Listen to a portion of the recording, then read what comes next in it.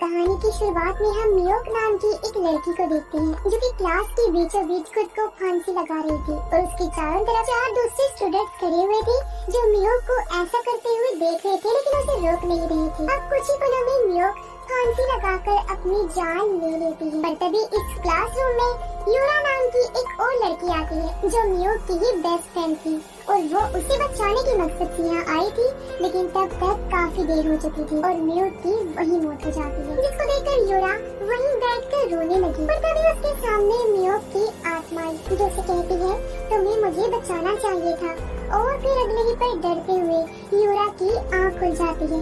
उसे पता चला कि ये तो बस उसका एक बुरा सपना था, मगर ये सच भी था, क्योंकि 10 साल पहले यूरा की हाई स्कूल की बेस्ट फ्रेंड मियोक ने खुद को खत्म कर लिया था, बिल्कुल ऐसे, और उसी के बुरे सपने यूरा को डराते रहते थे, जिसके पीछे एक बहुत बड़ा और गहरा राज था जो हमें आगे पता चलेगा। फिर यूरा अपने हाई स्कूल के दोस्तों को मैसेज करती है और उनसे आज शाम मिलने का फैसला कर लेती है। इसके बाद शाम में हम यूरा को अपने दोस्तों के साथ देखते हैं, जो कि वही 4 फ्रेंड्स थे जिन्हें हमने यूरा के सपने में मियोक के चारों तरफ खड़े हुए देखा था। इनमें 2 लड़की थी, एक का नाम था जुनताई, एक लड़की थी जो जुनताई की दोस्त है, फिर एक और दोस्त आया जो यूरा का दोस्त है। फिर अब यहाँ पर बात करते हुए यूरा जुनताई को बाहर लेकर जाती है और अकेले में उससे पूछती है क्या तुम्हें मियोक याद है, जिस पर जुनताई हिचकिचाते हुए कहता है नहीं, मुझे कोई भी मियोक याद नहीं है। यूरा उसे मियोक के बारे में याद दिलाने की काफी कोशिश करती है, क्योंकि एक टाइम पर वो सभी क्लासमेट हुआ करते थे, पर जुनताई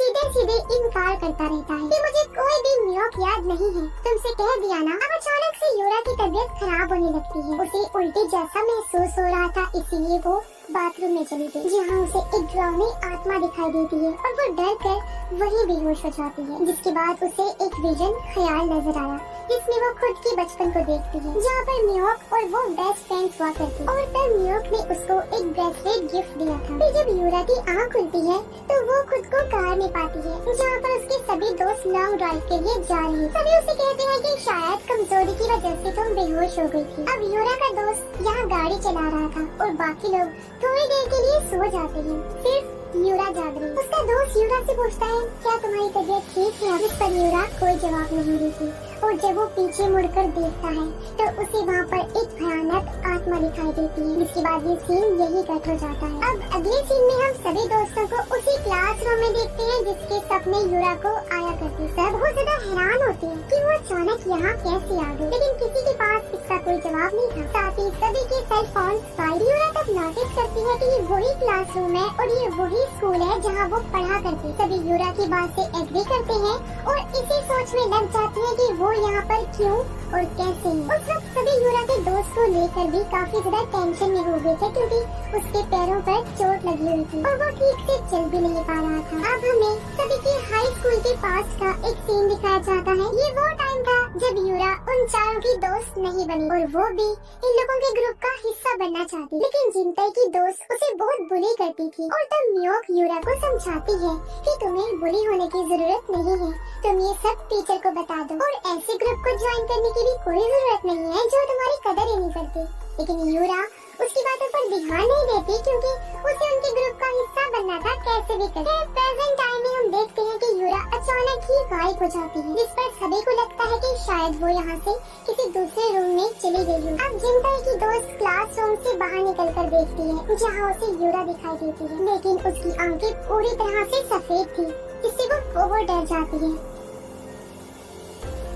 इसके बाद यूरा का दोस्त कहता है कि हमें यूरा को ढूंढना होगा, इसके लिए वो जुनताई की दोस्त और यूरा के दूसरे दोस्त को भेजता है, और अब ना चाहते हुए भी जुनताई की दोस्त को क्लासरूम से बाहर जाना पड़ता है। कुछ देर के बाद उसे वॉशरूम जाना, इसीलिए वो यूरा के दोस्त को वॉशरूम से बाहर रुकने का बोलकर अंदर चली जाती है, जहाँ उसे पता चला कि यूरा भी वहीं पर है और छुपी हुई है। लेकिन जब जुनताई की दोस्त वॉशरूम से बाहर आती है तो उसके कान में अजीब सा जोर का दर्द होने लगता है। जिसके बाद हमें फिर से एक फ्लैशबैक दिखाया जाता है, यानी पास्ट का एक और सीन, जहाँ एक दिन जुनताई की किसी दोस्त ने मियोक को इतनी जोर का थप्पड़ मारा था कि उस बेचारे के कानों से खून आने लगा और उसे उस कान से कुछ सुनाई भी नहीं दे रहा था। अब जुनताई की दोस्त ने ऐसा इसलिए किया था क्योंकि उसे पता चला था कि मियोक ने कल उसके दोस्त से अकेले में बात की थी, लेकिन इस बात को मियोक मानने से साफ इनकार कर देती है। तब वो यूरा से पूछती है कि क्या मियोक ने मेरे दोस्त से बात की थी कल, जिसके जवाब में यूरा हाँ बोल देती। हालांकि उसे तो पता भी नहीं था, लेकिन उसने ऐसा इसलिए किया क्योंकि वो जिनताई की दोस्त का गुस्सा देखकर डर गई थी और वो इसकी नई दोस्त भी बन गई थी। यानी वो जो चाहती थी वैसा हो गया था, वो इनके ग्रुप में शामिल हो गई थी, जिससे हम समझ पाते हैं कि यूरा नए दोस्त बनाने के जुनून में अपनी बेस्ट फ्रेंड मियोक के खिलाफ चली गई और इसी चीज की वजह से मियोक को उससे मार खानी पड़ी। अब प्रेजेंट टाइम में जिनताई की दोस्त के साइड में मियोक की आत्मा को दिखाया जाता है, जो कि उसे कुछ कह रही थी, लेकिन उसको कुछ सुनाई नहीं दे रहा था और उसके कानों में बहुत दर्द हो रहा था, जैसे कि मियोक के साथ हुआ था जब इसने उस बेचारी को जोर का थप्पड़ मारा था। और तभी उसके सामने एक स्क्रू ड्राइवर आता है, यानी पेचकस, और मियोक की आत्मा तब उसे कहती है कि इसे अपने कान में डाल लो। ये सुनते ही वो जबरदस्ती स्क्रू ड्राइवर को अपने ही कानों में घुसाने लगती है। ऐसा लग रहा था जैसे ये सब कुछ उससे मियोक की आत्मा ही करवा रही है और बहुत दर्दनाक तरीके से उसकी वही मौत हो जाती है। तभी यूरा और उसका दोस्त भी वहाँ आ जाती है। दोनों के सामने जिनताई की दोस्त की लाश थी, जिसे देखकर वो बुरी तरह डर से कांपने लगते हैं। तभी यूरा के दोस्त को वहाँ मियोक की आत्मा नजर आती है, जो देखकर डर की वजह से वो यूरा का हाथ पकड़कर वहाँ से भाग निकलता। अब यहाँ हम समझ पाते हैं कि जो सब कुछ उनके साथ हो रहा था वो मियोक की आत्मा ही कर रही थी, क्योंकि वो दरअसल अपना बदला ले रही है। अब आगे हम जानेंगे कि बाकी बचे हुए लोगों ने क्या गलती की। अब यूरा का दोस्त उसे यहाँ से एक लैब में लेकर गया, जहाँ उसे एक मेंढक दिखाई देता है, जिसके साथ फ्लैशबैक में हम देखते हैं कि हाई स्कूल में एक दिन यूरा के इसी दोस्त ने यूरा को एक्सपेरिमेंट तजुर्बे वाला मेंढक जबरदस्ती खिलाने की कोशिश की और वो उस वक्त इसे बहुत बुले भी किया करता था, जिसका बदला आज उसे मिलने जा रहा है। फिर प्रेजेंट टाइम में यूरा के इस दोस्त के मुंह से अचानक ढेर सारे मेंढक बाहर आने लगते हैं, यहाँ तक कि उसके जिस्म के अंदर भी कई मेंढक चल रहे थे। इस वजह से उसे बहुत दर्द हो रहा था, लेकिन वो इन्हें देखकर भी कुछ नहीं कर सकता था। अब इस दर्द से छुटकारा पाने के लिए वो एक सर्जरी वाले चाकू से अपने पेट को काटने लगता है ताकि वो मेंढक बाहर आ जाए, पर इससे होता ये है कि उसकी दर्दनाक मौत हो जाती है। अब हम जिनताई को देखते हैं, जो यूरा के दूसरे दोस्त को वहाँ पर अकेला छोड़कर सबको ढूंढने चला जाता है। फिर कुछ देर के बाद यूरा के दोस्त को लगता है कि कहीं सब मुझे अकेला छोड़कर यहाँ से चले तो नहीं गए, इसलिए वो बाहर आता है, जहाँ पर उसे एक क्लासरूम में मियोक की आत्मा दिखाई देती है और वो डरते हुए वहाँ से भागना शुरू कर देता है। जिस बीच उसे चोट लग गई और वो कुछ दूरी पर जाकर गिर पड़ता है, तो मियोक की आत्मा उसे घसीटते हुए अंधेरे में लेकर चली गई और उसका खेल भी इधर ही खत्म हो जाता है।